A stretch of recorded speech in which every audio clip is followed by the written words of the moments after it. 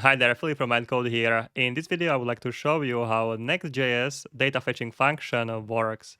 So without any further waiting, let's start. I'm highly encouraging you to code along with me.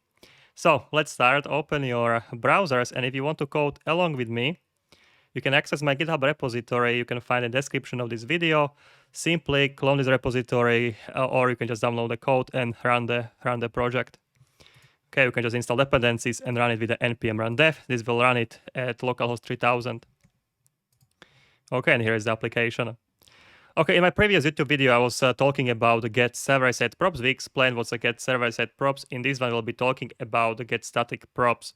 So let's take a look at the code actually. I'll go to Visual Studio Code. We were explaining it at index.js. That's here it is actually, index.js. Here we are fetching resources. Okay, so here it is. Okay, so we were fetching data with the get server side props. We explained. Now we'll go to get static props. So actually, I will just copy the code and I will rename it for get static props. Okay, that will be the easiest way currently. I will define here get static props, and maybe you will not notice any difference. Get static props like this.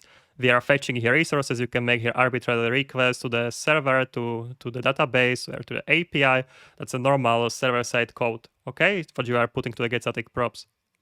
And here we're getting our data, passing them to the props to our page. So resources and the number are getting passed to our page.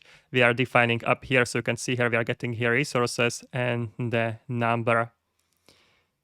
Okay, so when I will run this, I will save this. It should be already compiled. I will go back to browser. As you will see when you refresh, we are getting our data back. Okay, we have here resources. And also every time I refresh the page, you can see here this number, this random number. And yeah, this shouldn't be random at all when you have a getStaticProps function, because the getStaticProps function is rendering HTML document. The same HTML document is sent back to the browser every time. But in the case of a development environment which we are running, we are always recompiling our application. That's why you can see here this random number. But I will show you also the production build. We shouldn't get here this random number, but it should be always the same because we are getting this HTML document pre-rendered. Okay, so how it actually works.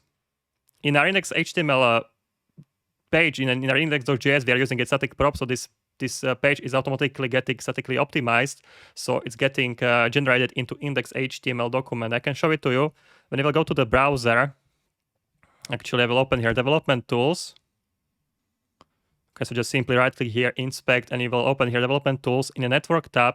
When I will refresh this, you can see here we are making requests to localhost 8000 here, headers. Here is the request localhost 3000, and our server, Next.js server, is responding with this index.html document, which is a pre-rendered from our index.js file.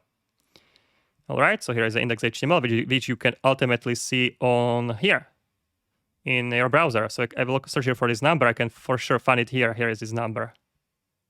Okay.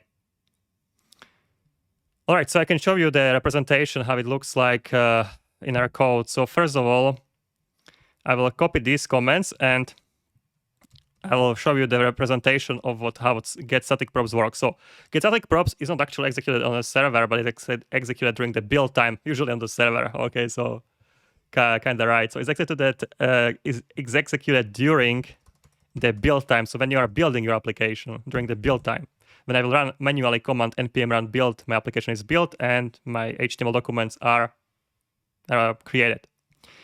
Is executed every time user is making a request. That's not true. All right. Okay, so it is executed only once during the build time. Build time page is serving always the same HTML because it's already pre-rendered, so they are serving always the same HTML document. getStaticProps is not part of the client JavaScript. That's true. It's not getting shipped to your browser in the JavaScript, so it's not a part of your JavaScript code. That's sent to the browser. Okay, is used when you always have to have fresh data from the server? No. Okay, it's good for caching. You will not get fresh data with this. There are some ways how you can get the fresh data, but that's not the true in this case. All right, so it's used for pages that content is not changing that often. Okay, so maybe some marketing posts, some e-commerce, or some blogs. Or you, okay, what is this? Or you want to render a page depending on the user request. No, that's also not true. Okay, so getStaticProps is executed during the build time, is executed only once during the build time. Page is serving always the same HTML. The server is serving always the same HTML. And getStaticProps is not a part of the client JavaScript that's sent to the browser and is used for pages that content is not changing that often. Okay, now let's see what will happen. I'll go to terminal. I will build my application, my Next.js application, npm run build. All right, this should create a production build which you ultimately deployed to some cloud, and when you want to make your application a production. So you can see creating a optimized build, and you should see your index.html page, which is this one here, empty slash, has this dot here, which means SSG page, and it's automatically generated as a static HTML. Okay, so when I will go to the Next.js, to folder structure, I will go to next folder. I'll open here a server. In my pages folder, you can see here index.html, and that's already pre-rendered version of our index.html page. Okay, and you can see this random number should be generated here already, and this will be always the same number we'll be providing to the clients. Okay, I don't know where it is exactly. Okay, it should be somewhere there, guys. Okay, you need to trust me. We'll be looking for this later. This index.html will be always shipped to our browsers in the production. And the number we are generating here is a random number we are passing to our page, and the resources data that's created this HTML document. Okay, so now when I'll go to terminal and I will run here npm start, which will start our production server, we should be always serving the same HTML document. So when I will go to browser, I will refresh here. You can see we are always displaying the same document. I'm always getting back the same number. When I will inspect the page, you'll see here a network. I will refresh here, refresh. You can see this HTML document is getting here. So that's the HTML document. Yeah, okay, I will get in here some issues. No worry about that. All right, so network, we are always getting here the same HTML, pre-rendered HTML document. Okay, and I mentioned that this function is not a part of the browser JavaScript. So when I'll go to sources, here is the localhost 3000, here is the Next static, here are the chunks, pages, and here are page resources. No, here up. You will see it's index. It will be not part of the JavaScript code. So when I will search here for something related to this code, for example, let's say getStaticProps at all. I will search for it, getStaticProps. It will be not found here. It's not 0 occurrences. So this code is not even in a browser JavaScript. So this is only executed during the build time. All right, guys, so that should be it. We're looking for a get server-side props. You can search the other video. You have a getStaticProps. It's for a static content pages that not changing that often.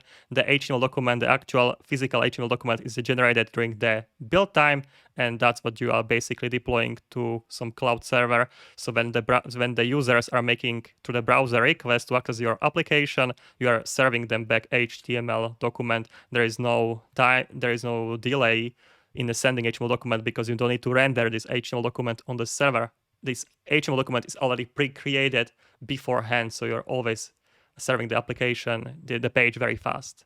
And it's also very good for caching. Okay, guys, so that should be that. I hope to see you in some of my other videos. And yeah, see you. Cheers.